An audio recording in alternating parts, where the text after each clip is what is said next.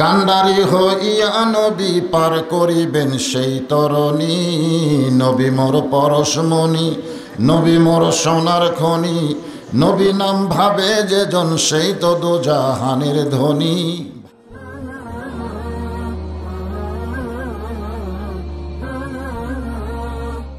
আলহামদুলিল্লাহি নাহমাদুহু ওয়া নাস্তাঈনুহু ওয়া নাস্তাগফিরুহু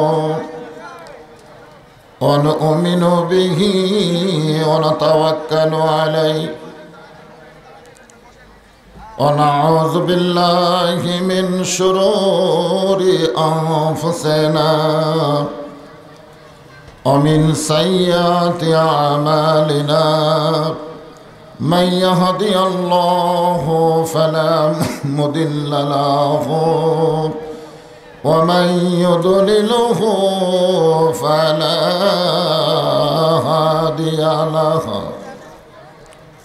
সকলে জবান খুলে বলেন আশহাদু আল্লা ইলাহা ইল্লাল্লাহু وحده لا شريك له وأشهد أن محمدا عبده ورسوله الذي أرسل رسوله بالحق بشيرا ونذيرا وداعيا إلى الله بإذنه وسراجا منيرا. فقد قال الله تعالى في كلامه المجيد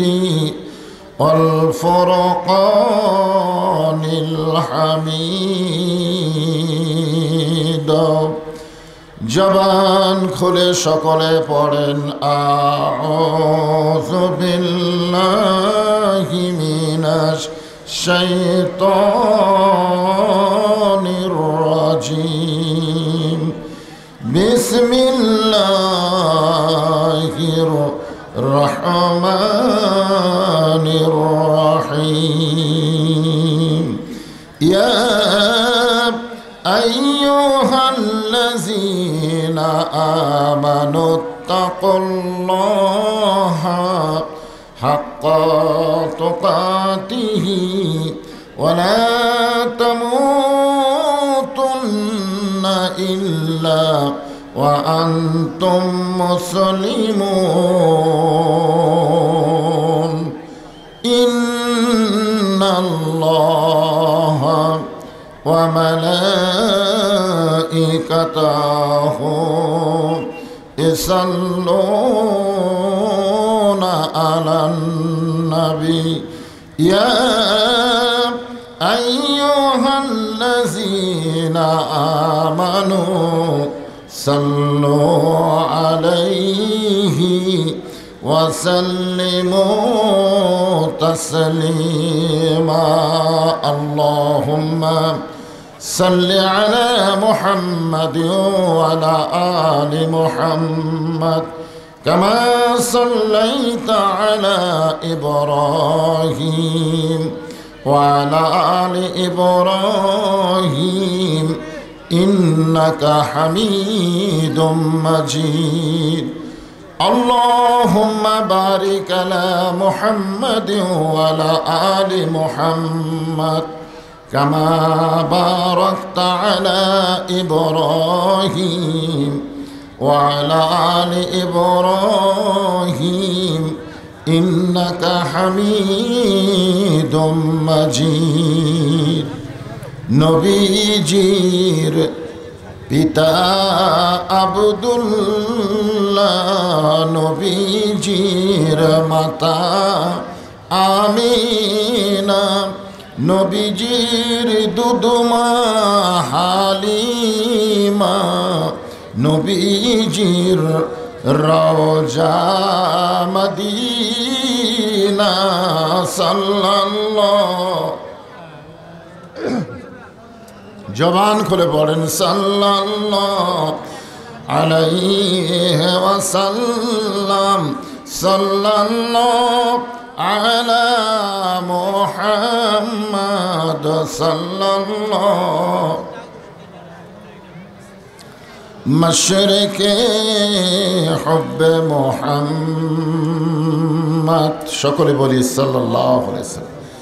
मतलाए दीवानी माँ, मतलाए खुर्शीद इश्कास, सीनाए सुजाने माँ, बलगल उला बिकमालिही, कशफत दुजा बिजमालिही, हसनत जमीओ खिसालिही, सल्लो अलैहि व आलिहि, अल्लाहुम्मा आमीन। জান্নাতের বাগান থেকে জান্নাতি মানুষদেরকে নিয়ে আমি গুনাহগার তোমার রহমতের দরজায় দুখানা হাত তুলেছি আল্লাহ। হাসরের ময়দানে জব্বার আর কাহার নামে রূপ নিয়া তুমি যখন বিচার শুরু করবে, তোমার সামনে দাঁড়ায়া সমস্ত নবীরা নাফসি নাফসি বলে কাঁদতে থাকবে। এমন কঠিন অবস্থা হাসরে হবে, সেদিন সমস্ত নবী তার উম্মতকে ভুলে যাবে, শুধু বলবে আল্লাহ আমার কি হবে, আমার কি হবে। একমাত্র দরদি নবী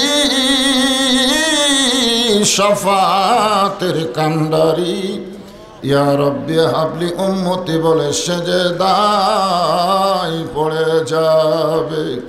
সেই কঠিন মুসিবতের সময় আজকের এই মাহফিলকে ওসিলা করে আমাদের সবাইকে রাসূলের উম্মতের কাতারে আল্লাহ কবুল করে নিও।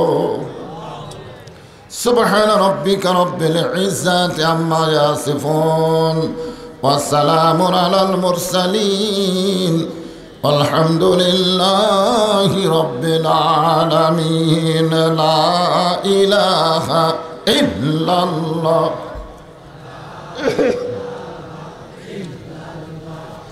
লা ইলাহা ইল্লাল্লাহ লা ইলাহা, এখন লাগবে না তখন বল, লা ইলাহা ইল্লাল্লাহ।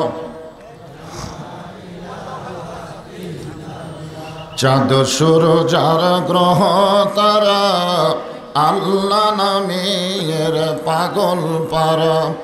চাঁদ সূরজ আর গ্রহ তারা আল্লাহ নামের পাগল পারা। আমার আল্লাহ নামের এতই দয়া, আল্লাহ নামের এতই মায়া, লুকিয়ে রাখছেন হে আল্লাহ জোরে লা ইলাহা ইল্লাল্লাহ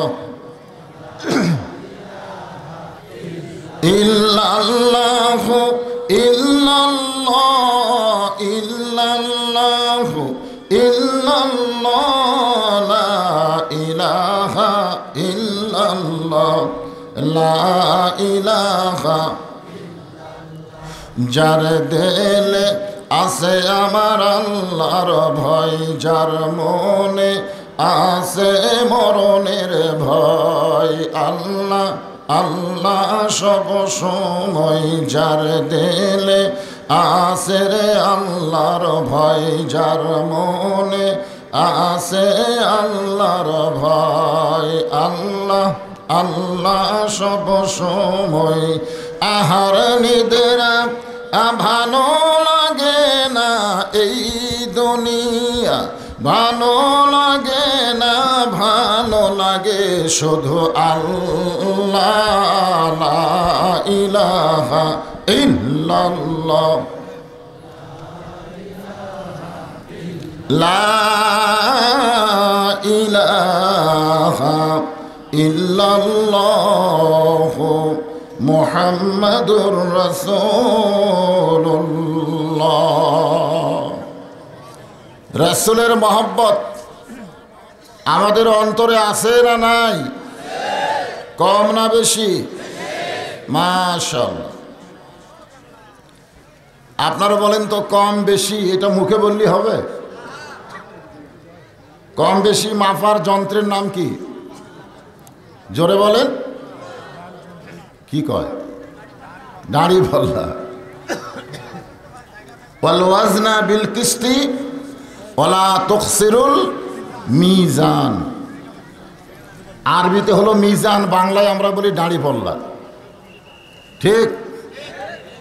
বর্তমানে দাড়ি পাল্লা মনে হয় আপনারা ভুলে গেছেন নাকি?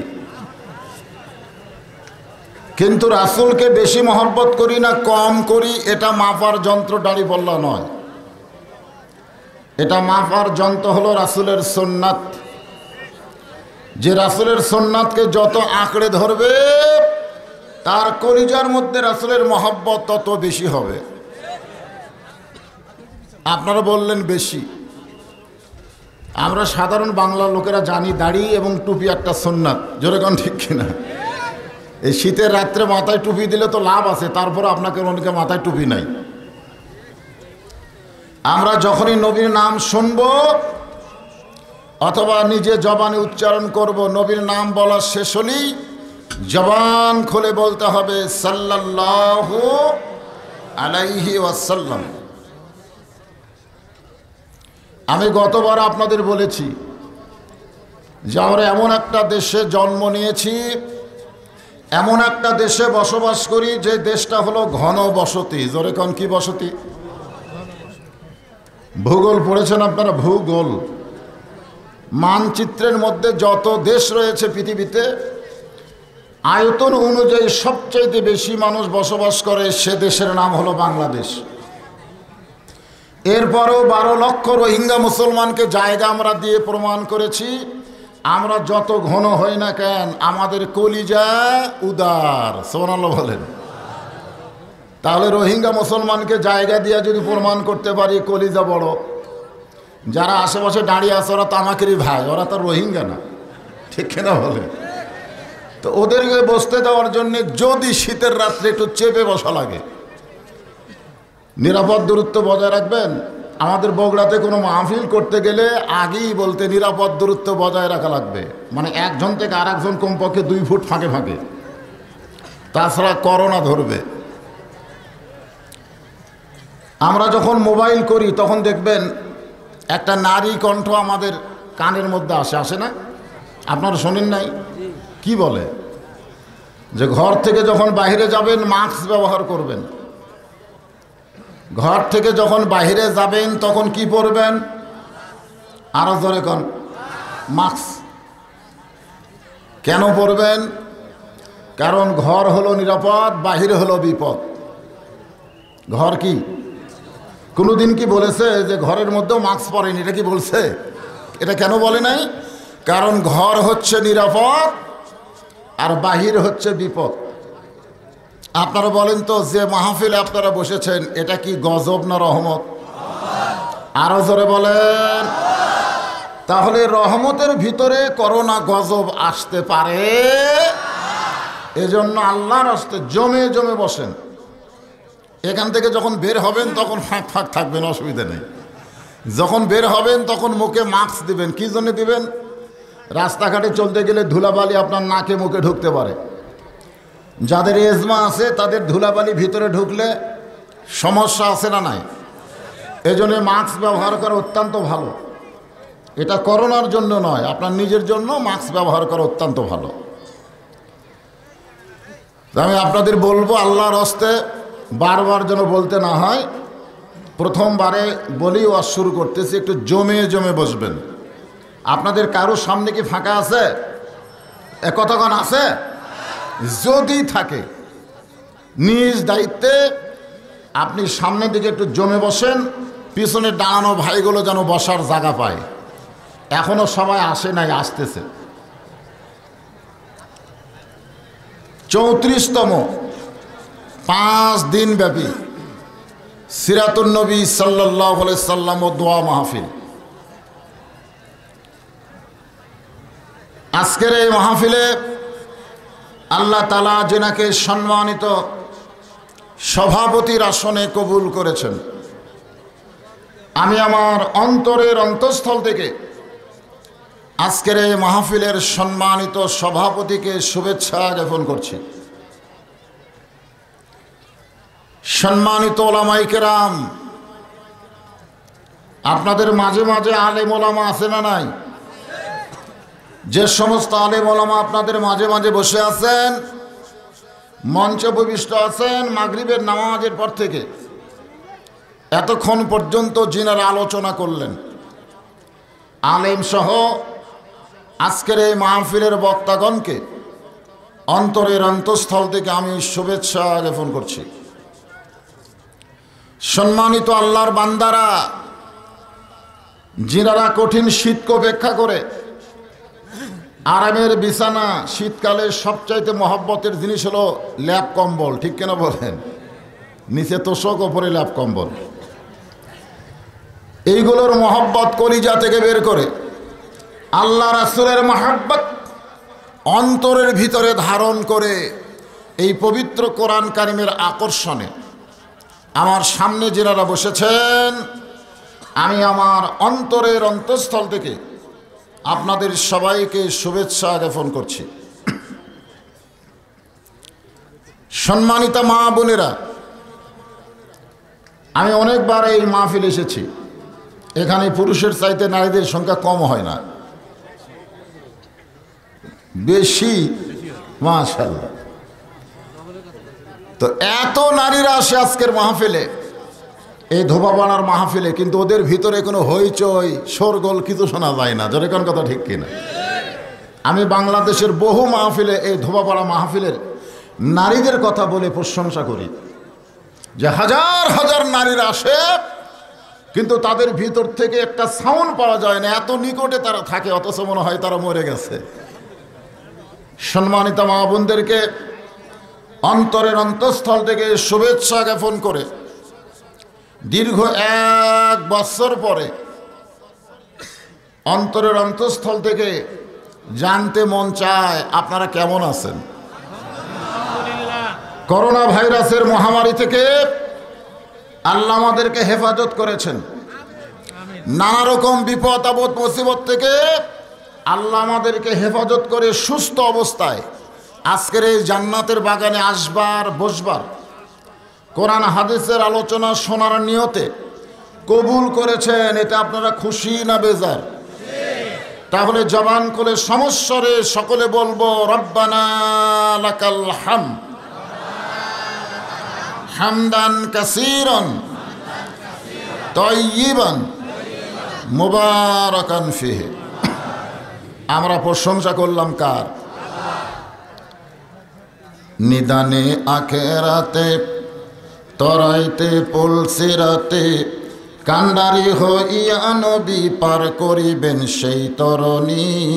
নবী মোর পরশমণি, নবী মোর সোনার খনি, নবী নাম ভাবে যে জন সেই তো দোজাহানের ধনী। ভাগ্য গুণে আমাদের নবী, ধরে কান সুবহানাল্লাহ। হযরতে মুহাম্মদ মুস্তাফা, সকল আর একবার বলি সাল্লাল্লাহু আলাইহি ওয়াসাল্লাম। সিরাতুন নবী আপনারা খুব খেয়াল করবেন, আল্লাহ রাসূল দুনিয়াতে ছিলেন মাত্র 63 বছর। ধরে বলেন কত বছর? 63 বছর। আবু জেহেল খারাপ মানুষ হলেও বহুদিন বাঁচছে, ঠিক কিনা খান? নমরুদ কিন্তু খারাপ ছিল, হায়াত বেশি। আবার ইব্রাহিম নবী, আল্লাহ নবী, ছিলেন হায়াত কম। ফেরাউন খারাপ ছিল, হায়াত বেশি। আবার মুসা আলাইহিস সালাম, আল্লাহ নবী, ছিলেন হায়াত কম। আবু জেহেল খারাপ ছিল, হায়াত বেশি। আমাদের নবী, বিশ্ব নবী, হায়াত কম। আপনারা বলেন তো এর মধ্যে কারণ কি? এই বাংলাদেশেও যারা ভালো মানুষ তাদের হায়াত কম, আর যারা খারাপ তাদের হায়াত বেশি। ধরে কোন কথা ঠিক কিনা? অনেক সময় আমরা অতিষ্ঠ হয়ে যাই, মরে না কেন? আজকে একজন মারা গেছে, কয়েকবার মরার খবর ছিল, মরে না, কিন্তু আজকে সকালবেলা মরছে। দেওয়ান বাগি, ধরে কোন কি বাগি, একটা লোক ইন্নালিল্লাহ বলে নাই, সবাই কইছে আলহামদুলিল্লাহ। আল্লাহ রাসূল মাত্র 63 বছর দুনিয়াতে ছিলেন, তার মধ্যে 40 বছর হলো কি মিলাদুন নবী, আর 23 বছর হলো সিরাতুন নবী। ধরে কোন সুবহানাল্লাহ। আমাদের বাংলাদেশে একদল আছে মিলাদুন নবী পালন করার, আছে না নাই? ওরা নবীর দুনিয়াতে আসা থেকে 40 বছর পর্যন্ত খুব পছন্দ করে। নবীর 40 বছর পর্যন্ত কাফের, ইহুদি, বৌদ্ধ, খ্রিস্টান সবাই পছন্দ করে। এমনকি নবীর সবচাইতে বড় শত্রু আবু জেহেল 40 বছর পর্যন্ত আমাদের নবীকে আল আমিন ডিগ্রি দিয়েছে। সুবহানাল্লাহ পড়ে, সব কথাই সুবহানাল্লাহ, কিছু বলা লাগবে তো না? আগে শোনেন সুবহানাল্লাহ, আলহামদুলিল্লাহ, আল্লাহু আকবার, ইন্না লিল্লাহ, নাউজুবিল্লাহ, এগুলো প্রত্যেকটা ক্ষেত্র বিশেষে বলা লাগে। জোরে কোন ঠিক কিনা? আবু জেহেল নবীকে আল আমিন কইছে, এর মধ্যে একটা কি ছিল, লক্ষ্য ছিল কি ছিল না? জোরে কোন, একটা উদ্দেশ্য ছিল। কিন্তু যখনই নবীর উপরে আল্লাহ কোরআন নাজিল করেছে, তারপর থেকে আবু জেহেল নবীর আল আমিন কইছে না পাগল কইছে, জাদুকর কইছে। তো আপনারা এখানে 34তম মাহফিল, প্রত্যেক বছরই এই মাহফিলের নাম হলো সিরাতুন নবী। জোরে কোন কথা ঠিক কিনা? আজকে আমি আপনাদেরকে সেই নবীর সিরাত থেকে একটা কাহিনী শোনাবো, যেটা শুনলে আমাদের ঈমান আমলের তারাক্কি হবে। কারণ রাসূল তো দুনিয়া থেকে বিদায় নিয়েছে। জোরে কোন কথা ঠিক কিনা? রাসূল কিন্তু মরে নাই। আমরা অনেক সময় বলি রাসূলের জন্ম মৃত্যু দিন, 12 তারিখ হচ্ছে রাসূলের জন্ম মৃত্যু দিন। আমরা সাধারণ ব্যক্তির শানে মৃত্যু শব্দ উল্লেখ করতে পারি, কিন্তু রাসূলের শানে মৃত্যু শব্দ উল্লেখ করা কি সম্মান না বেমানান? হ্যাঁ, এমনকি আল্লাহ বলেছেন আমার রাস্তায় যারা জীবন দিবে তাদেরকে তোমরা মৃত্যু বলো না। দেখছেন, আল্লাহ রাস্তায় যারা জীবন দেয় তাদেরকে আল্লাহ মৃত্যু বলতে কি করছে? ওয়ালা তাকুলু লিমান ইউকতালু ফি সাবিলিল্লাহি আমওয়াতুন বাল আহইয়াউ ওয়ালাকিন লা তাশউরুন।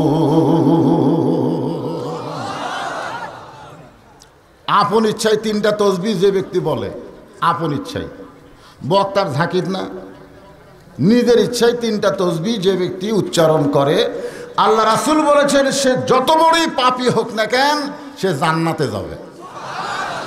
আচ্ছা, কথাটা কেমন? যত বড়ই পাপী হোক সেই ব্যক্তি জান্নাতে যাবে, কারণ মরার সময় আল্লাহ তার ঈমানকে নসিব করে দেবে। 3টা তসবিহ খেয়াল রাখবেন, একটা হলো সুবহানাল্লাহ, একটা হলো আলহামদুলিল্লাহ, আর একটা হলো আল্লাহু আকবার। তো এখন চিন্তা করে দেখেন, আল্লাহু আকবার কখন বলবেন? যখন কোরআন তেলাওয়াত বক্তা শেষ করবে। কি জন্য বলবেন? ওয়া ইযা তুলিয়াত আলাইহিম আয়াতুহু যাদাতুহুম ঈমানা। যখন কোরআনের আয়াত তেলাওয়াত হয়, এই তেলাওয়াতের কারণে আল্লাহ ঈমান বাড়ায় দেয়। তা আপনারা বলেন তো, ঈমান বাড়ার লক্ষণ কি চুপ থাকা? চুপ থাকা? আজকে আমরা অন্যায়, অপকর্ম, এত কিছু নিজের চোখে দেখতেছি, তারপরেও জবান খুলতেছি না। কারণ কি? আমাদের ঈমান বাড়তেছে না কমতেছে? মেয়েদের জায়গা হচ্ছিলাম বিশ্বরের ক্যান্ডেল করা আছে আব্দুর রাজ্জাক দপ্তরে, ধোপার উচ্চ বিদ্যালয়ের দপ্তরে আব্দুর রাজ্জাক, আমি বলে ধোপাপাড়া উচ্চ বিদ্যালয়ের দপ্তরে আব্দুর রাজ্জাক ভাই, আপনি তাড়াতাড়ি মঞ্চে দেখা করবেন। মা বোনেরা দাঁড়িয়ে আছে, ভিতরে প্যান্ডেল করছে, সেখানে বসার জন্য আপনাকে তালা খুলে দিতে হবে। তাড়াতাড়ি আসেন। লা ইলাহা ইল্লাল্লাহ লা ইলাহা লা ইলাহা ইল্লাল্লাহু মুহাম্মাদুর রাসূলুল্লাহ সাল্লাল্লাহু আলাইহি ওয়াসাল্লাম। তো যখন কোরআনের আয়াত তেলাওয়াত হয়, তেলাওয়াতের কারণে আল্লাহ বলেছে ঈমান বাড়ে। তো যখন বক্তা কোরআন তেলাওয়াত শেষ করবে তখন ঈমান বাড়ার লক্ষণ কি চুপ থাকা? জবান খুলে কি বলবেন? আজকে বাংলাদেশে যখন অন্যায় অপকর্ম হয় এগুলো দেখে আপনারা চুপ থাকেন না আল্লাহু আকবার কোন? চুপ থাকেন। চুপ না থেকে যদি আল্লাহু আকবার বলতেন বাংলার জমিনে কোনো অন্যায় থাকতো না। জোরে কোন কথা ঠিক কি না? কিন্তু আমরা চুপ হয়ে গেছি কার ভয়ে? হায় হায় হায়, ঈমান বাড়তিছে। খুব মনোযোগ দিয়ে আমি যে আলোচনা করব আল্লাহ রাসূলের সিরাত থেকে, এটা শুনলে ঈমানের তারাক্কি হবে আল্লাহর কোরআন হাদিস থেকে। আমি মা বোনদের জন্য ওয়াজ করব। অনেক মা বোনের এসেছেন, বসার জায়গা হচ্ছে না, একটু ধৈর্য নিয়ে বসেন। আমরা সকলেই বিশ্বাস করি নবী কি মরে গেছে না চলে গেছে? কতক্ষণ সব কিছু নিয়ে গেছে? নিয়ে গেছে। আল্লাহর নবী বিদায় হজের খুতবায় বলেছেন আমি চলে যাওয়ার পরেও তোমাদের জন্য দুইটা জিনিস থাকবে। কয়টা? একটা কি? আল্লাহর কোরআন আর একটা নবীর সুন্নাহ। এই দুইটা জিনিস যদি তোমরা আঁকড়ে ধরো লান তাদিল্লু, লান তাকিদ করে বলা হয়েছে তোমরা কখনো গোমরা হবে না।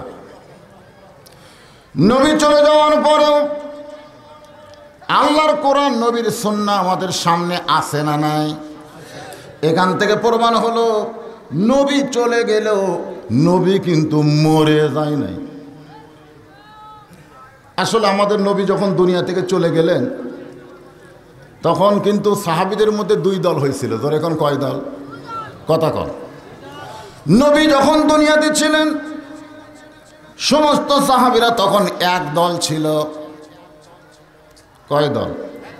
আল্লাহ রাসূল বলেছেন আমি চলে যাওয়ার পর আমার উম্মতের মধ্যে ৭৩টা ফেরকা হবে। জোরে বলেন কয়টা? আমি থাকার সময় হবে এ কথা বলেন, আমি চলে যাওয়ার পর তার মধ্যে ৭২ দল জাহান্নামে যাবে, শুধুমাত্র একটা দল আমি নবীর সাথে জান্নাতি হবে।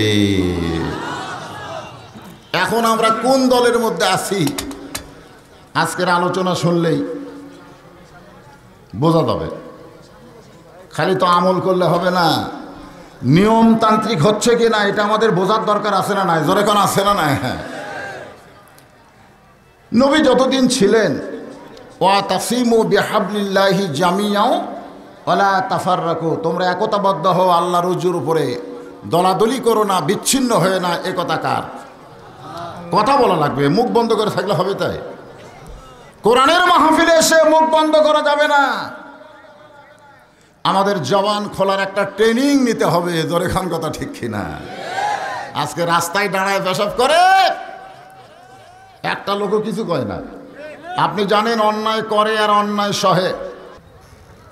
কি কোন হচ্ছে কি হচ্ছে না? তাহলে অন্যায় করলো আর অন্যায় দেখলো অথচ কিছু বলল না। আল্লাহ কোরআনে বলেছেন কুনতুম খায়রা উম্মাত, তোমাদেরকে শ্রেষ্ঠ উম্মত করে উখরিজাত লিন-নাস, মানুষের ভিতর থেকে বের করা হয়েছে।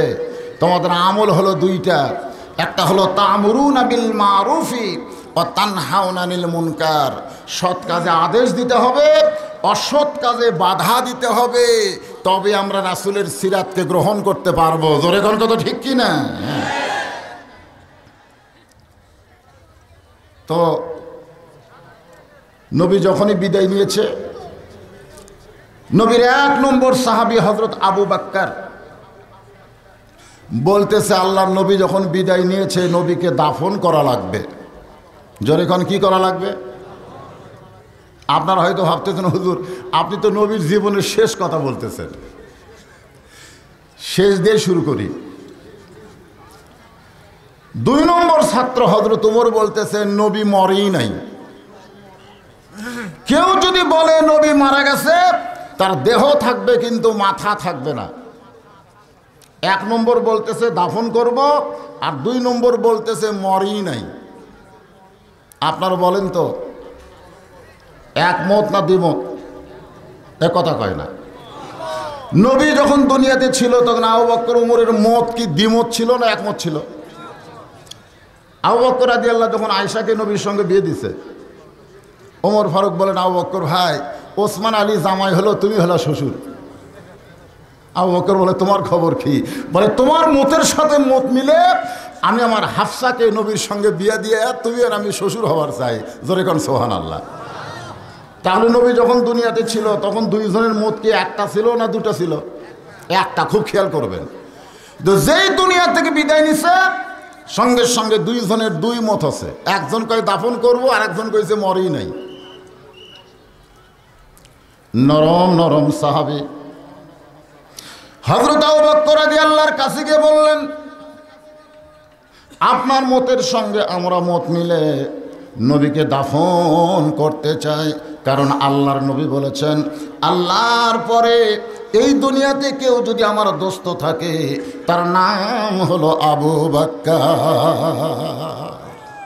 আল্লাহ রাসূল বলেছেন আরশের আল্লাহ আমাকে সালাম দিয়েছে, এমনকি আমার আবু বকরকেও আল্লাহ সালাম দেয়। জোরে কোন সুবহানাল্লাহ।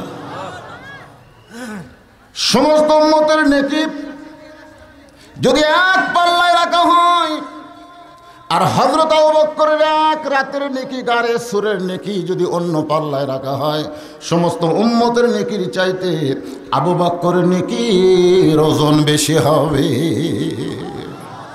এজন্য আপনিও যা আমরাও তাই। গরম গরম কিছু সাহাবী ওমর ফারুকের কাছে গিয়ে বলতেছে, ওমর ফারুক ভাই আপনিও যা আমরাও তাই। কারণ নবী কোনোদিন মরতে পারে না। নবী ঘুমের মধ্যে আছে, ঠিক মতো ডাক দেয়নি বলে চেতন পায় না। খুব খেয়াল করবেন, ঠিক মতো ডাক দেয়নি।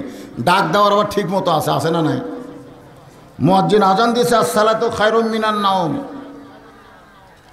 আগে ছিল 3.5 হাত, আজান শোনা হচ্ছে 2.5 হাত। আজান কি ডাক না?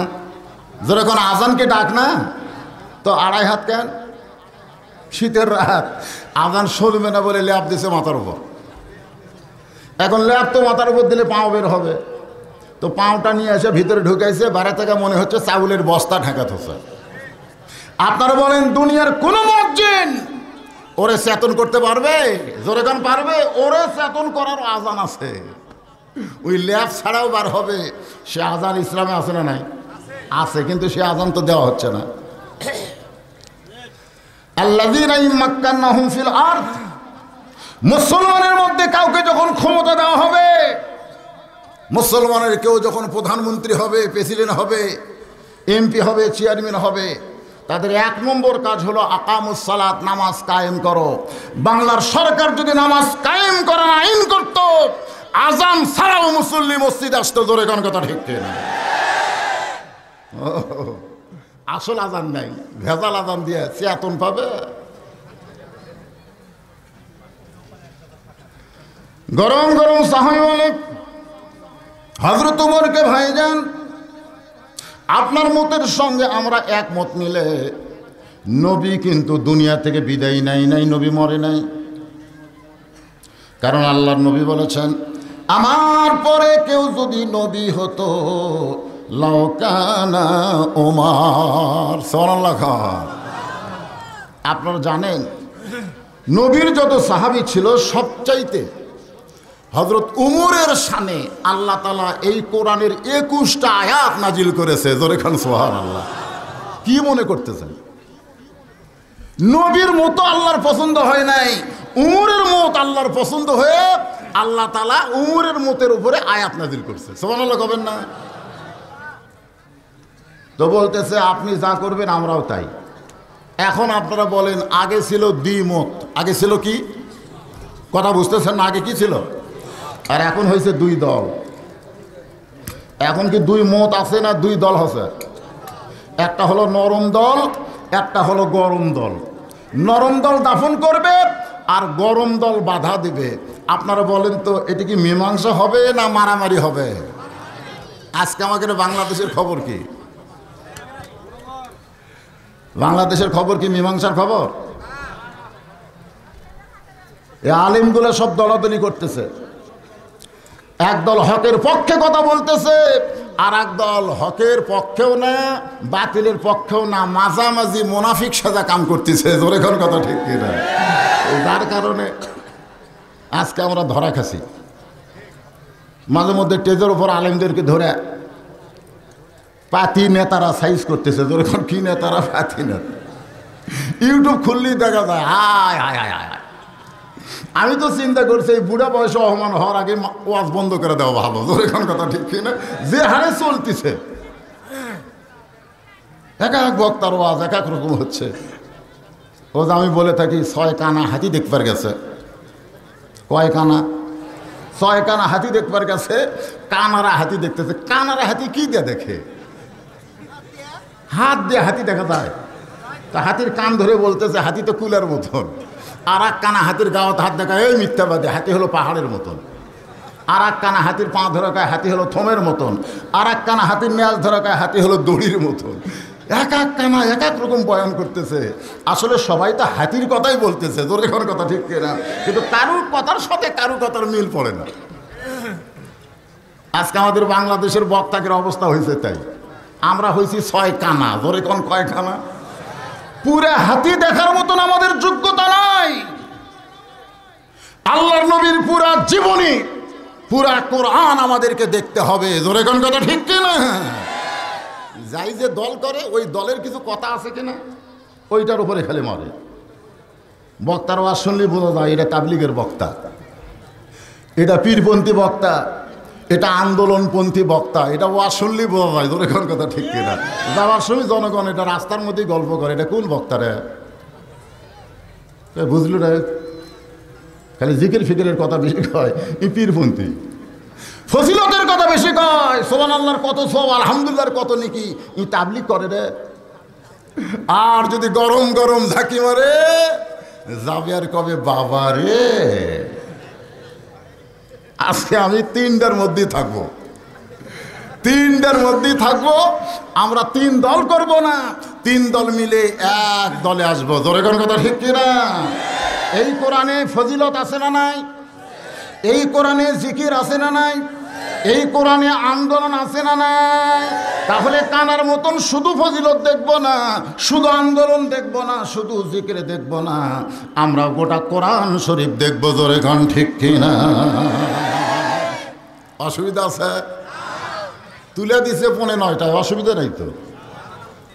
কয়টা পর্যন্ত চলবি সেটা পরের কথা, কারণ আগামীতে ওয়াজ হবে কি হবে না এটাই জীবনের শেষ ওয়াজ মনে করে ধারা লাগবে। তোর কোন কথা ঠিক কিনা? শেষ ওয়াজ মনে করে ধারা লাগবে। বউ কিন্তু আমার আগেই কইছে দেখে শোনা ওয়াজ করবে, দেখে শোনা ওয়াজ করবেন, ধরা যেন না পড়েন। আমি আমার বউকে বলছি পুলিশ না ধরলেও কিন্তু আমাকে আজরাইল ধরবে। জোরে কোন কথা ঠিক কিনা? বউ চমকে কয় আমি তো আজরাইল ধরার চিন্তা জীবনে করি না, আমি চিন্তা করি খালি পুলিশ না ধরলেই হলো। আজকে আপনারা কোন ধরার তালে আছেন? বাংলাদেশের মুসলমান ইমানের দাবিতে বলেন আজরাইল ধরার তালে যদি থাকতেন পুলিশ ধরার ভয় মুসলমানের অন্তরে ঢুকতো না। জোরে কোন কথা ঠিক কিনা? একজনও ভয় করে না আজরাইল ধরবে। করোনার ভয় করে, মরার ভয় করে না, করোনার ভয়। আসেন মনোযোগ দিয়ে শুনবেন। আগে ছিল 2 মুখ, এখন হয়ে গেছে 2 দল। এক দল হলো নরম দল, আর এক দল হলো গরম দল।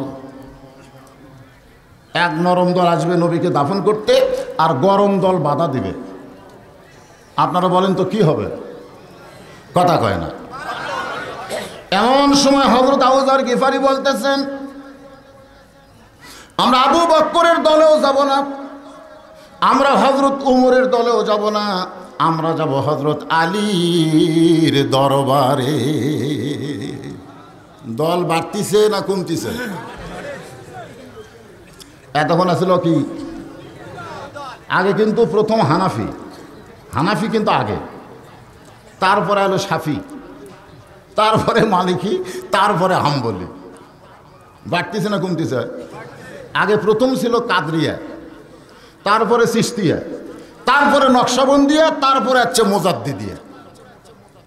আগে মুসলমান একই ছিল, এর মধ্যে আবার আহলে হাদিস এক দল হলো, আবার আহলে হাদিসের মধ্যেও বহু দল হচ্ছে। যেরকম হচ্ছে কি হচ্ছে না, একজনক দেখতে পারে না, কি যে বিপদ হলো। আবু যর গিফারি বলতেছে, আমরা আবু বকরের দলেও যাব না, আমরা হযরত উমরের দলেও যাব না, আমরা যাব হযরত আলীর কাছে। কারণ রাসূল বলেছে, আনা মাদিনাতুল ইলমি ওয়া আলিউ বাবুহা, আমি যদি ইলমের শহর হই, আলী হচ্ছে তার দরওয়াজা। এখন আপনারা বলেন, আমরা হযরত আলীর কাছে দল করার জন্য যাব না মীমাংসার জন্য যাব? এর জোরে কোন দল না মীমাংসা? আজকে আমাদের বাংলাদেশে মীমাংসার দরকার আছে না নাই? আবু বকরের দলে যায় নরম দলে যোগ দেব, আবার গরম দল উমর আসা ফাটাফাটি শুরু, দরকার নেই। চলো আমরা হযরত আলীর কাছে যাই। আবু যর গিফারির নেতৃত্বে হাজার হাজার সাহাবী হযরত আলীর দরবারে গিয়ে দেখে হযরত আলী আল্লাহর কোরআন তেলাওয়াত করতেছে। সব সমস্যার সমাধান বিশ্বাস হয় না, বিশ্বাস হয়? তাহলেও যে করলো, তোমরা মাদ্রাসার যা পিটন খাও, কোরআন সব শিখছো, আর আমরা বাড়ির থেকে আলিফ বা তা সা খা খা।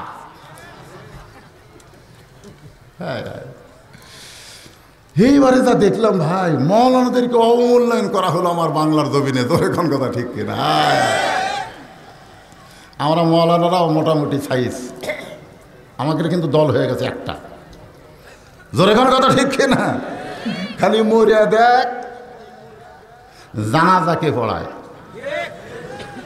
কি কম দেখার দরকার আছে না নাই? আল্লাহর বান্দারা একটু মনোযোগ দিয়ে খেয়াল করবেন। একজন এসপি সাহেব পর্যন্ত বলেছেন, এই মাদ্রাসার হুজুরেরা টেবিল দিয়ে টাকা কামাই করে, গবেট মার্কা ছাত্র সন্তানদেরকে মাদ্রাসায় পড়তে দেয়। বুঝাই দিল, যারা গবেট মার্কা গর্দব মার্কা তারাই মৌলবি। আমি বললাম, তুমি তো এসপি হইছ, তুমি কি নদী পার হইছ? হ্যাঁ, এরকম এক এসপি নদী পার হবে। মাঝি চোখ বন্ধ করে ঘুম পাড়ে। এসপি কয়, মাঝি রে, আমি একটু ওই পার যাবো, আমাকে পার করে দিবি না? মাঝি বলতে, এটাই আমার কাম, আসেন। এসপি নৌকায় চড়ে বলতেছে, সারাদিন কত মানুষ পারাপার করিস, হিসাব জানিস? মাঝি বলতেছে, আমার বাপ মাঝি, দাদা মাঝি, হামু মাঝি, লেখাপড়া নাই, বলে হিসাব টিসাব জানি না। এসপি কয়, যে বেটা হিসাব জানে না, তার জীবন হলো চার আনা মাটি। কয় আনা মাটি? নৌকা কিছু দূর যাওয়ার পরে আবার এসপি বলতেছে, মাঝি রে, এই নৌকার ইতিহাস কি তুই বলতে পারিস? সর্বপ্রথম নৌকাকে বানাইছে তুই কি বলতে পারিস? মাঝি বলতেছে, ইতিহাস না জানলেও আমার বাড়িতে পাতিহাস আছে।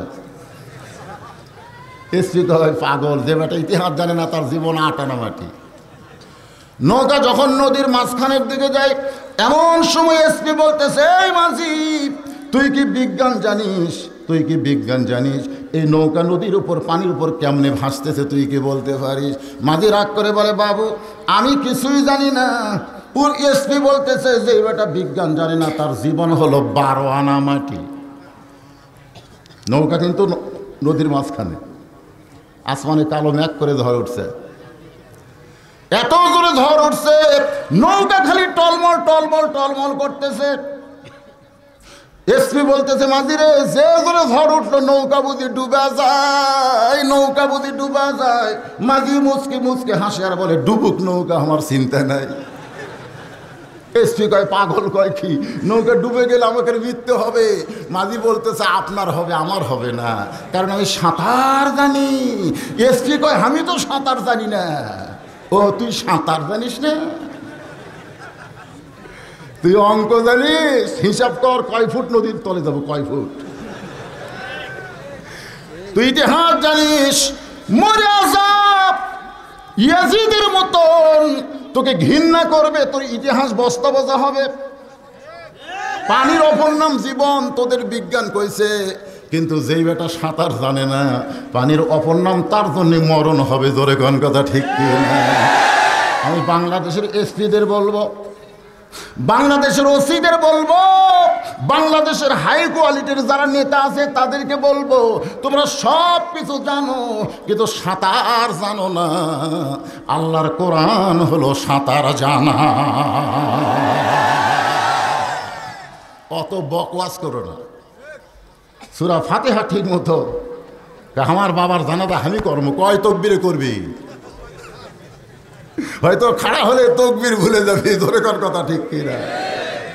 আহা, একটু মনোযোগ দিয়ে শুনবেন। সিরাতুন নবী সাল্লাল্লাহু আলাইহি সাল্লাম মাহফিল 34তম মাহফিল চলতেছে। এই মাহফিলে কঠিন কিছু বাস্তব কথা আমাদের শোনা লাগবে, শোনার দরকার আছে না নাই? আমার মা বোনেরা যারা বসে আছেন, মনে করবেন না যে নবী খালি পুরুষ মানুষের, নবী কিন্তু নারীদের জন্য। জোরে গান ঠিক কিনা? আমার মায়ের আপনাদের জন্য স্পেশাল কিছু আলোচনা আমি অবশ্যই করবো ইনশাআল্লাহ।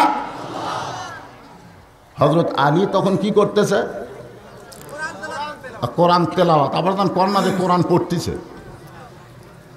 কারণ কোরআন পড়ার মধ্যে কোনো লাভ নেই, কোরআন তেলাওয়াতের মধ্যে লাভ আছে। গিরিশচন্দ্র সেন কোরআন পড়েছে, কোরআনের বাংলা অর্থ লিখেছে, মরার সময় রাম রাম করে মরে গেছে। এটা হলো কোরআন পড়া। আর কোরআন তেলাওয়াত আলাদা। কোরআন তেলাওয়াত কি বুঝলেন? সাহাবীরা জিজ্ঞাসা করলেন, এ রাসূলুল্লাহ, তেলাওয়াত মানে কি? আল্লাহ রাসূল বললেন, কোরআন পড়তে হবে, কোরআন বুঝতে হবে, কোরআন মোতাবেক নিজের জীবন পরিচালনা করা লাগবে। এরই নাম হলো তেলাওয়াত। হযরত আলী যখন কোরআন তেলাওয়াত করতেছে, এমন সময় আবু যার গিফারি বলতেছে, আলী ভাই, খামাখা কোরআন তেলাওয়াত করে কোনো লাভ নাই। এই কথাবার্তা বন্ধ, কথাবার্তা বন্ধ, অত্যন্ত গুরুত্বপূর্ণ কথা। হযরত আলী ভাই, খামাখা কোরআন তেলাওয়াত করে কোনো লাভ নাই, কারণ যার উপর আল্লাহ কোরআন নাজিল করছে সেই নবী নিয়ে জ্ঞানদাম শুরু হচ্ছে। আপনারা বলেন তো, কোরআন নাজিল হচ্ছে কার উপর? আর সেই নবী নিয়ে একদল করছে দাফন করব, আর একদল করতে মরেই নাই। তো খামাখা কোরআন তেলাওয়াত করে লাভ কি? এখন যদি আপনারা বলেন, হুজুর খামাখা ওয়াজ করে লাভ কি? এরা হাজার হাজার মেয়ে মানুষ আপনার ওয়াজও শোনে, আমার ভারতের স্টার জলসাও দেখে, খামাখা ওয়াজ করে লাভ কি? এ কথা যদি আপনারা বলেন, কি ওয়াজ? হ্যাঁ, গতকালও ফজরে যা ছিল, আজকে ওয়াজ শোনার পরে তার সাইডে দুই একটা কমবে, মানে এমন ঘুম দেওয়া দিবে আজকে ফজরে হবে না। তো খামাখা ওয়াজ করে লাভ কি? এ কথা যদি আপনারা বলেন, আমরা উত্তরে কি দেব? আছে উত্তর, আছে, আছে না নাই? আছে। আল্লাহর কোরআন থেকে উত্তর দেওয়া যাবে। আবু যার গিফারি বলতেছে, আলী ভাই, নবী নিয়ে গন্ডগোল চলতেছে। একদল বলেছে নবী বিদায় নিয়েছে, নবীকে দাফন করবে, আর একদল বলতেছে নবী ঘুমের মধ্যে আছে, ঠিক মতো ডাক দেওয়া হয় নাই। আমরা আপনার কাছে আসলাম, মীমাংসা চাই। সঙ্গে সঙ্গে হযরত আলী কোরআন তেলাওয়াত বন্ধ করে দিলেন। কোরআন তেলাওয়াত বন্ধ করে হযরত আলী ঘর থেকে বাহিরে আসলেন। আবু যার গিফারি বলতেছে, আমরা আপনার কাছে আসলাম, আপনি কেন ঘর থেকে বাহিরে আসলেন? আপনি মীমাংসা করেন। আলী বলতেছে, আমার কাছে কোনো মীমাংসা নাই, তোমাদেরকে মীমাংসার জায়গায় নিয়ে যাবার চাই। সবার সামনে হযরত আলী হাঁটতেছে। আবু যার গিফারি ফিসফিস করে বলতেছে, আচ্ছা আপনি কার কাছে নিয়ে যাবেন? আবু বকরের দলে না ওমরের দলে? আমরা কিন্তু দুই দলে না যায় আপনার কাছে আইছি, তো আপনি আবার চলতেছেন, কার কাছে নিয়ে যাবেন? আবু বকরের দলে না ওমরের দলে?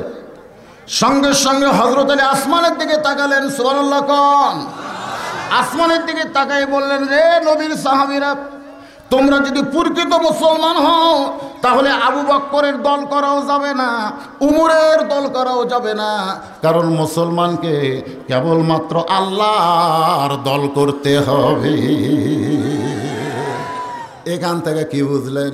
যারা প্রকৃত মুসলমান তারা কোনো মানুষের দল করতে পারবে না, মুসলমানকে দল করতে হবে কার? আরো জোরে। যারা বলতেছেন না তারা মনে হয় অন্য কারো দল করতেছেন। আপনারা শোনেন, মসজিদের মধ্যে যখন আপনারা ঢোকেন তখনই 14 দল 20 দল থাকে। আমি নিজের চোখে দেখছি, ডান পাশে আওয়ামী লীগ, বাম পাশে বিএনপি, মাঝখানে জামাত। বাইরে যতই ঘুরুক ভিতরে ঢুকে কাতার সোজা করতেছে। আওয়ামী লীগ 4 আঙ্গুল সামনে গেছে, জামাত ইসলাম হাত ধরে টানতেছে, লাইনও তাই। আওয়ামী লীগ কাতার দিকে তাকাল, খেয়াল করিনি ভাই। ফেরেশতাকে আল্লাহ খবর কি? 14 দল 20 দল তোমার ঘরের মধ্যে গেলে এক কাতার। আল্লাহ বলে ফেরেশতারা সাক্ষী থাক, ওরা যখন ভিতরে আসবে তখন ওদের মধ্যে আর কোনো দলাদলি থাকবে না, ওরা এক দল হয়ে যাবে। তা আপনারা যতক্ষণ কোরআনের মাহফিলের ভিতরে আসছেন ততক্ষণ আপনাদের মধ্যে কয় দল? আরো জোরে, জোরসে বলুন। জোর হলো না? এখানে আওয়ামী লীগ, বিএনপি, জাতীয় পার্টি, জামাত সব কবর দেন, সব কবর দেন। এক যতক্ষণ ওয়াজ চলবে, বাইরে যায় যা ইচ্ছা তাই করে। মসজিদের মধ্যে যেমন এক কাতার করেন, কোরআনের মাহফিলে তেমন এক দল করা লাগবে। রাজি আছেন? হ্যাঁ। তাহলে হযরত আলী কি বলতেছেন? আনা মাদিনাতুল ইলমি ওয়া আলিউ বাবুহা।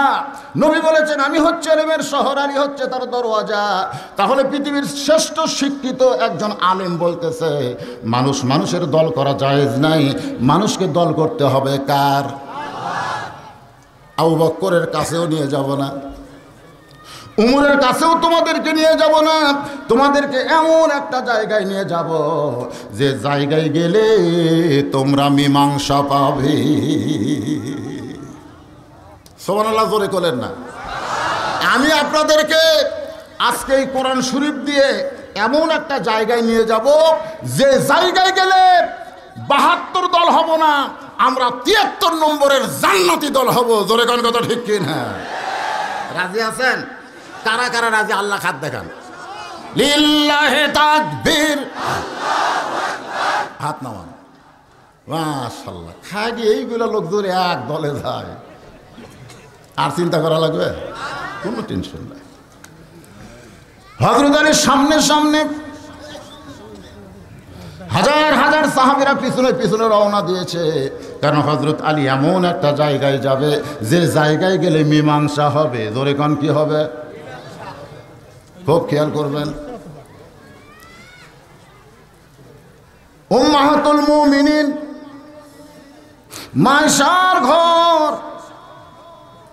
আল্লাহর নবী সর্বসাকুল্যে বিয়ে করেছেন 11টা। জোরে কোন কয়টা? সবাই ভালো করে খেয়াল রাখবেন। নবী তার গোটা জীবনীতে বিয়ে করছে কয়টা? সাহাবীরা জিজ্ঞাসা করলেন, ইয়া রাসূলুল্লাহ, আপনি 11টা বিয়ে করেছেন। রাসূল বললেন, আমি নিজের ইচ্ছায় বিয়ে করেছি মাত্র একটা। আল্লাহ নবী নিজের ইচ্ছায় বিয়ে করছে কয়টা? আর বাদ বাকি 10টা নবীর সাথে বিয়ে হচ্ছে। একটা নিজের একটা আগ্রহ থাকে না? দরকার থাকে না? আগ্রহ নিয়ে বিয়ে করছে কয়টা? আপনারা বলেন তো, নবী যেই বিবিকে নিজের ইচ্ছায় বিয়ে করছে তার নাম কি? খাদিজা। একজন বললো খাদিজা। মাঝখান থেকে বলতেছে সালমা, কেউ বলবেন আয়েশা। আসলে যে বললেন খাদিজা, একটা বড় চিন্তা করে দেখলেন না? নবীর বয়স ছিল তখন 25 বছর, খাদিজার বয়স ছিল 40 বছর। খাদিজা মক্কার সবচাইতে ধনবতী রমণী, আর নবী তখন তার বাড়িতে রাখাল ছিলেন। একটা রাখাল হইয়া এত বড় ধনী মেয়েকে বিবাহ করার সাহস আমার নবী কোনোদিন পাবে না। জোরে কোন কথা ঠিক কিনা? কেউ যদি বলেন হুজুর আয়েশাকে নবী নিজের ইচ্ছায় বিয়ে করে নাই। যখন আয়েশার বয়স ছিল 6 বছর, ওই 6 বছরের ছোট্ট একটা মেয়েকে নবী আমার 50 বছর বয়সে বিয়ে করতে পারে না। কারণ বর্তমান সরকারের আইনে নবী কেস খাবে। জোরে কোন কথা ঠিক কি না? মেয়েদের বয়স 18 না হলে বিয়ে করা, ছেলেদের বয়স কমপক্ষে 22 হওয়া লাগবে। ধরেন 21 ধরেন আর 22 ধরেন, 21 হওয়া লাগবে, আর মেয়েদের হওয়া লাগবে 18। কিন্তু মা আয়েশার যখন বিয়ে হয়েছে নবীর সঙ্গে তখন বয়স ছিল মাত্র 6 বছর। বাজানগো নবী যখন দুনিয়া থেকে বিদায় নিছে তখন হলো মা আয়েশার বয়স 18 বছর। সুবহানাল্লাহ। যখন নবী বিদায় নিয়েছে দুনিয়া থেকে তখন হলো বিয়ের বয়স বর্তমান সরকারের আইনে। আর 6 বছরে নবী আয়েশাকে বিয়ে করতে পারে না। আমি যেটা আপনাদেরকে বুঝাবার চাই, সিরাতে রাসূল নবীর জীবনে থেকে জানতে গেলে কিছু কথা আমাদের জানা দরকার হবে। সেই জন্যই বলতেছি বাজান, সর্বসাকুল্যে নবী বিয়ে করেছেন 11টা। জোরে কোন কয়টা? নিজের ইচ্ছায় বিয়ে করছে একটা। সেই বউটার নাম হলো উম্মে সালমা। জোরে কোন উম্মে। প্রথম ঘটক পাঠাইছিল, ঘটক গেছে উম্মে সালমার দরজায়। উম্মে সালমা বলতেছে আমি নবীর সঙ্গে বিয়ে বসবো না। দেখছেন? ঘটক এসে নবীকে বলে ইয়া রাসূলুল্লাহ, এমন বেদব মহিলার কাছে আমারে কেন পাঠাইছেন? আপনার সঙ্গে বিয়া বসবে না। নবী বললেন তোমার ঘটকালি ঠিক মতো হয় নাই, আমি নিজেই যাব। নবী নিজে গিয়ে উম্মে সালমার দরজায় সালাম দিলেন, আসসালামু আলাইকুম ইয়া আহলাল বাইত। উম্মে সালমা ঘরের ভিতর থেকে বলতেছে আপনার শরম নাই? ঘটক ফিরাই দিলাম, তারপরেও কেন আসলেন? আল্লাহ নবী বললেন আমি তোমাকে বিবাহ করব। উম্মে সালমা বলে হুজুর আমি বিয়া বসবো না।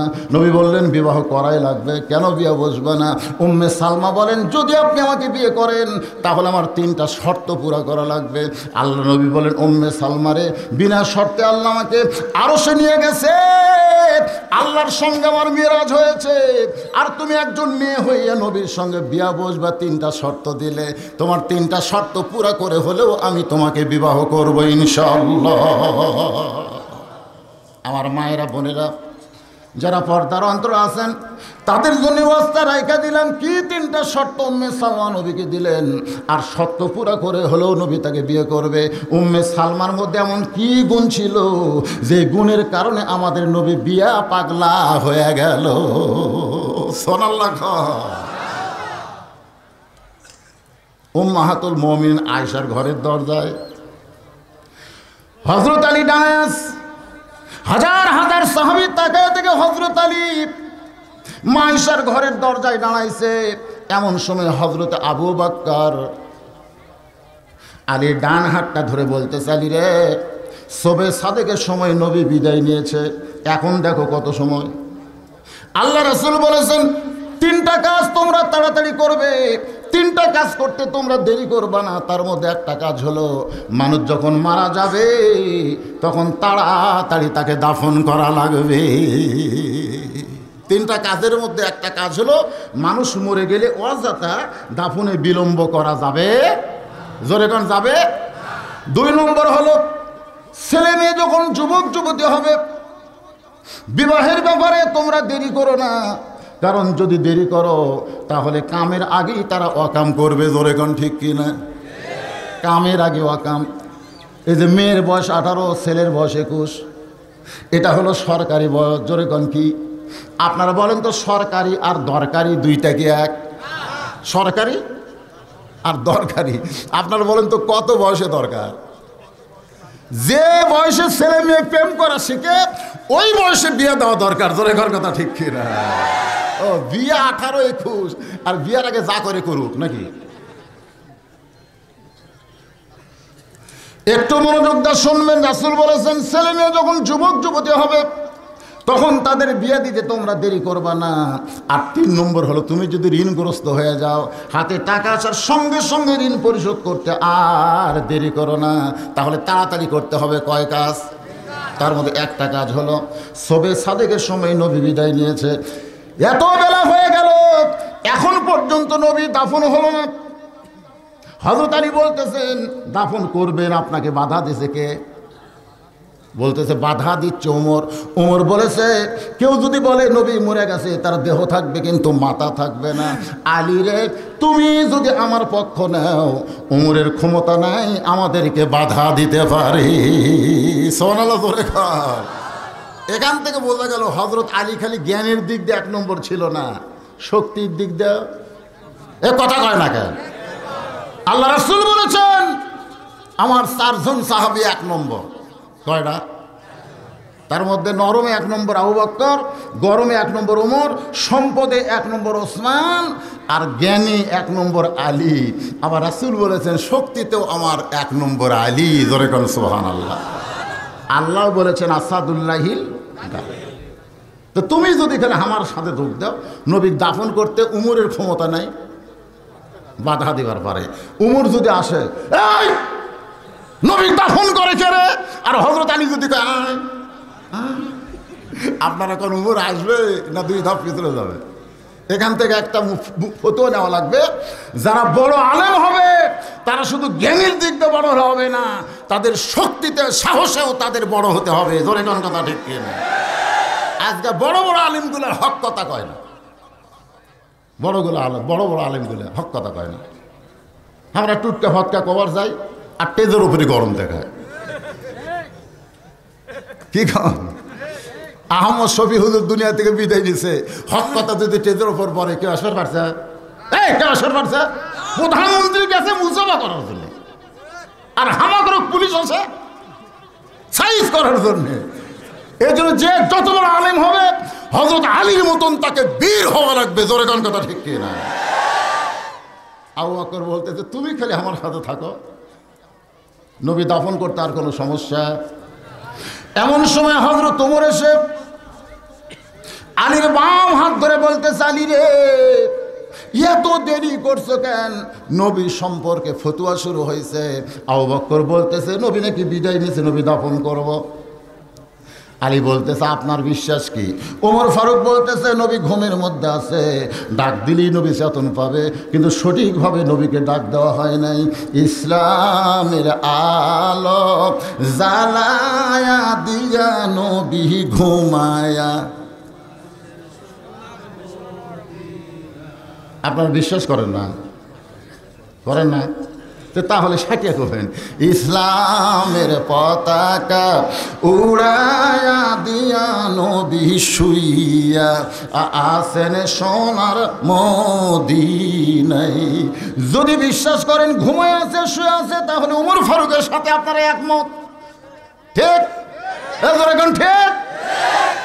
আমরা তো গজল গাই, নবী ঘুমে আছে, তো শুয়ে থাকা মানুষ, ঘুমা যাওয়া মানুষ দাফন করা যাবে? ওমর ফারুক বলতেছে আলী ভাই নবী ঘুমের মধ্যে আছে রে, ঠিক মতো ডাক দেয়নি বলে নবী চেতন পায়নি, আমি দাফন করবার চাই। আলীর তো শক্তি কম না, 2 জনের হাত খপ করে ধরছে, 2 হাত ধরছে। কিছু নসিহত আছে না নাই? ডান পাশে সুদারু, বাম পাশে ঘুষারু, 3 জন মিলে কাতার করতেছেন। সালাম ফিরালে নামাজ শেষ, কিন্তু নসিহত শেষ হয়নি। তো খপ করে 2 হাত ধরেন, ধরেন, সুদারুর হাত ধরেন, ঘুষারুর হাত ধরেন, ধরে খাড়া করেন, খাড়া করে বলেন ভাই আমরা 3 জনে জান্নাতে যাওয়ার চাই। তখন সুদারু আর ঘুষারু কবি সুবহানাল্লাহ সুবহানাল্লাহ, আমাকে আপত্তি নেই ভাই। তখন যে মাঝখানে হালালু সে বলতেছে আপনি একটু বসেন, ঘুষারু কাছে আপনি একটু বসেন, সুদারু আপনার সাথে একটু কোলাকুলি করবো ভাই, জান্নাতে যাবো, তো কোলাকুলি করা লাগবে না? তো বুকের সঙ্গে বুক লাগায় কানের কাছে মুখ দিয়ে বলতেছে আপনি বলে সুদ খান। যেই কষে সুদারু খালি আগুনের মতন গরম, কিন্তু পায়ের দিকে তাকায় তাকে আল্লাহর ঘর।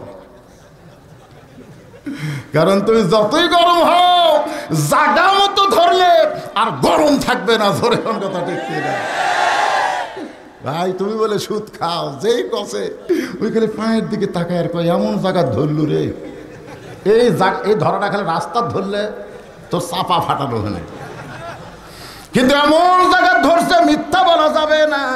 বাংলাদেশের যারা নামাজ পড়ে না তারাও গন্ডগোল লাগলে বলে মসজিদ ছুঁয়ে বলবো সব কয়, কি কয় না?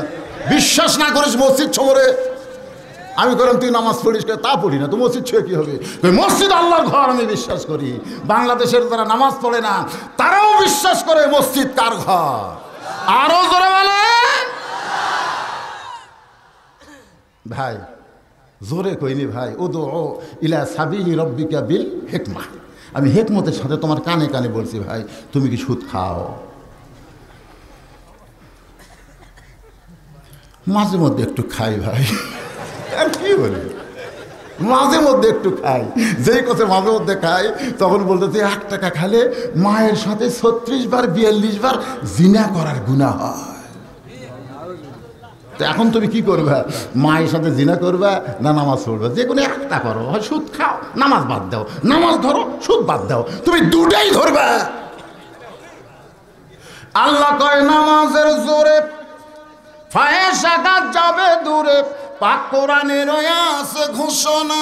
এখন কাম কুকাম নামাজ রোজা একসাথে বান্ধিয়া বোঝা, জাহান্নামে দিয়া সরওয়ানা। আজও কেন আল্লাহর নামাজ ধরতে পারলা না? ইন্নাস সালাতা তানহা আনিল ফাহশাই ওয়াল মুনকার। সুদারু বলতে, ভাই জীবনে আমার কেউ এরকম ধরেনি রে। তুমি যে ধরা ধরছ, আল্লাহর ঘরে শপথ করতেছি আর কোনোদিন সুদ খাবো না। সুবহানাল্লাহ। ধরছেন কোনোদিন? এবার ঠিক আছে, তুমি বসো। এখন ঘুষার চোট কি কছে? যা কছে কছে তোকে কবি ওঠ। আপনারা কি মনে করছেন ধরার দরকার আছে না নাই? হযরত আলী দুইজনের হাত খপ করে ধরেছে।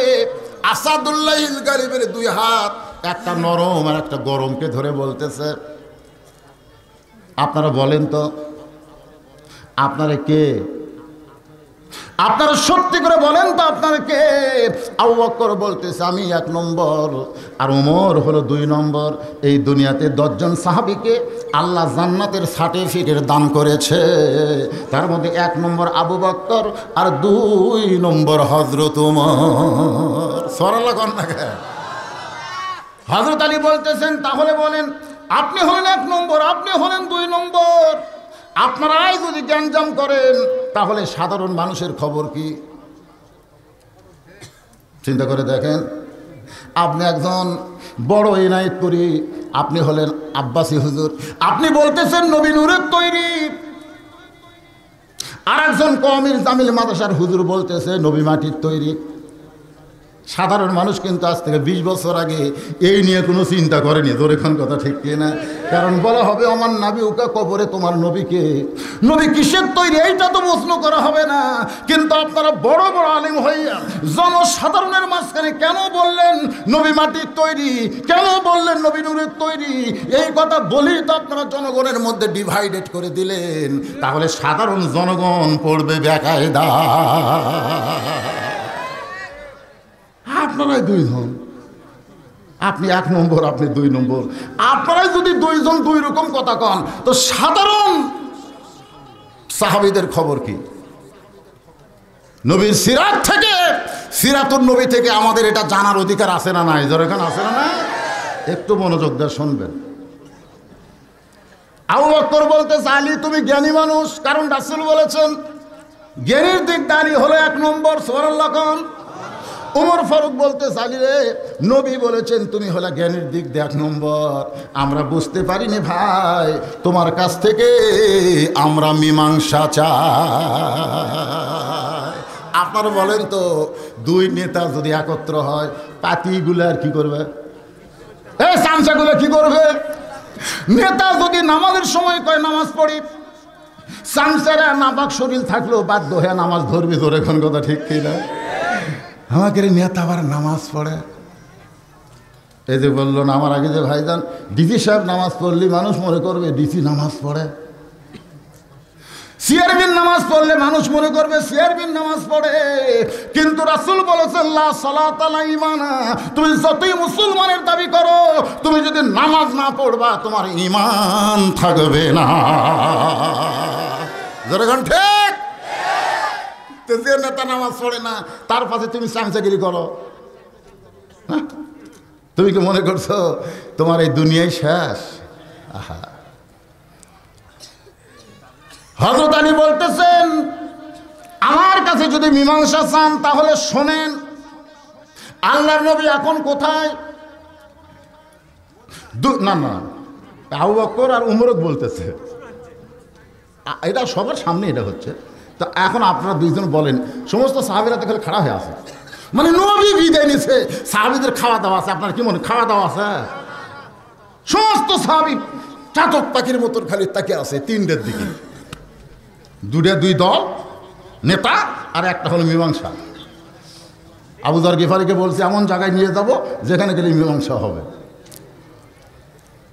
আপনার আবু বকর ওমর, আপনার দুইজন বলেন তো নবী কোথায়? দুইজন একসঙ্গে বলতেছে আপাতত নবী আয়েশার ঘরের মধ্যে আছে। আলী বলতেছেন তাহলে বাহির থেকে মোতহেদ করতেছেন, ঘরের মধ্যে ঢুইকা দেখেন তো নবীর খবর কি।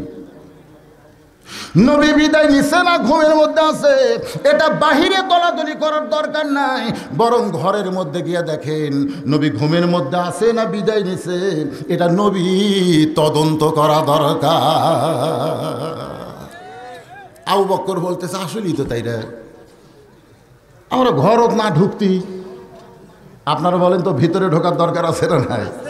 গতকাল রুহুল আমিন ওয়াজ করছে উদখুলু ফিস-সিলমি কাফা, পুরাপুরি ঢোকা লাগবে, আর অর্ধেক ঢুকলে হবে না, পুরাপুরি ঢুকতে হবে।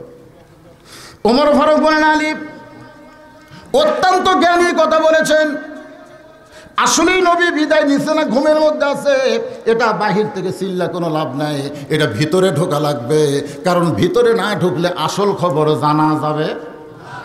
আজকে কোরআনের ভিতরে না ঢুকে তোমরা আবল তাবল বকতেছ, এইটা জায়েজ নয় এইটা জায়েজ, এইটা হারাম নয় এইটা হারাম।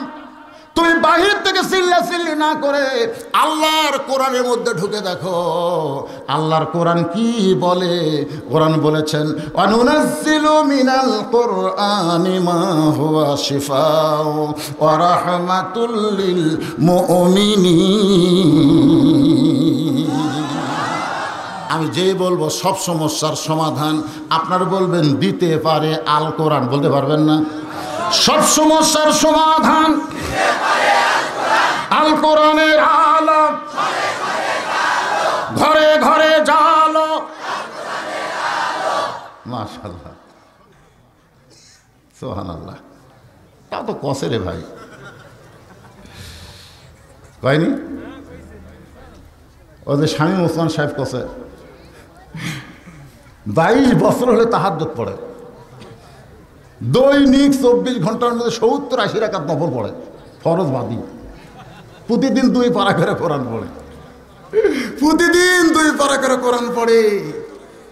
আবার কোরআনের হক কথা শুনলে কলিজায় আগুন লাগে। কথা কন না কেন? এই জন্য বলবো আল কোরআনে আলো, আপনার বলবেন সব জায়গায় জ্বালো, ঘরের মধ্যে জ্বালালে হবে না, সব জায়গায় জ্বালান লাগবে, তোর এখন ঠিক কিনা? আল কোরআনে আলো, কোরআন হাদিস যেখানে, দুনিয়ার মুসলমান।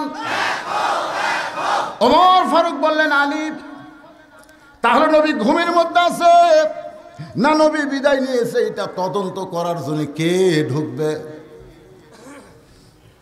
তদন্ত করতে গেলে যোগ্য লোকের দরকার আছে না নাই? আজকে বাংলাদেশে অযোগ্য লোক তদন্ত করার কারণে ভালো মানুষগুলা অযোগ্য লোক আগে থাকায় পায়। হুজুর আমাকে বলে হুজুর জোরে যাচ্ছে দাওয়াত পাশা, মানে একটু জোরে হাঁটবেন আর কলজাত আগুন লাগিয়েছে, জোরে যাচ্ছে দাওয়াত পাশা, আসতে যাবেন এমন খাওয়া খাসে লড়বার পারতেছে না। যেই লোকটা হুজুরকে আগে থেকেই দেখে পারে না তাকে আবার তদন্তের দায়িত্ব দিছে, যা তদন্ত করে দেখতে হুজুর কোন দল করে, আগে থেকেই হুজুর দেখবার পারে না, ওই তদন্তের রিপোর্ট কি দিবে রে?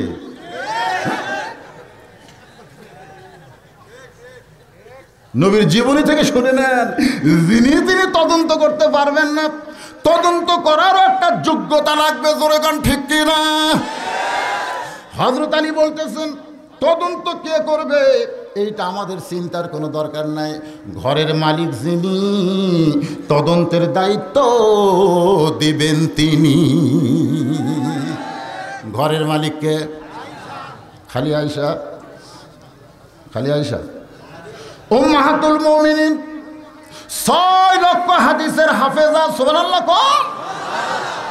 একটা দুটা না, 6 লক্ষ হাদিসের হাফেজা উম্মাহাতুল মুমিনিন আয়েশা, তিনি নিয়োগ দেবেন কে তদন্ত করবে? হযরত আলী বললেন মা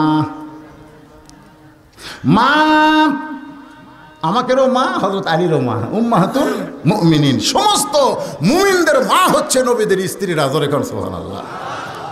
মা বাহিরে নবী নিয়ে গন্ডগোল শুরু হয়েছে। এক দল বলতেছে নবী বিদায় নিছে, আর এক দল বলতেছে নবী ঘুমের মধ্যে আছে। নবী কি অবস্থায় আছে মা, এইটা তদন্তের জন্যে আপনি সিলেক্ট করেন কে ঘরের মধ্যে ঢুকবে। মা আয়েশা বললেন নবীর মাদ্রাসার 1 নম্বর ছাত্র যিনি, তদন্তের দায়িত্ব পাবেন তিনি। লিল্লাহে তাকবীর। নাম কইছে, এর নাম কইছে, দেখছেন? হ্যাঁ, বুদ্ধি দেখে। নবীর মাদ্রাসার 1 নম্বর ছাত্র যিনি, তদন্তের দায়িত্ব পাবেন তিনি। মায়েশা জানে নবীকে সবচাইতে বেশি মহব্বত যিনি করেন তাকেই তদন্তের দায়িত্ব দেওয়া হবে। আপনারা বলেন তো, ওমর ফারুক নবীকে বেশি মহব্বত করে না আবু বকর বেশি মহব্বত করে? অথচ ওমর ফারুক বলে মরেই নাই। এখন বোঝা যাচ্ছে আবু বকরের চাইতে ওমর মনে হয় বেশি করতেছে। জোরে কোন কথা ঠিক কিনা? কেউ যদি বলে মরছে, তার মানে কি? আর আবু বকর বলে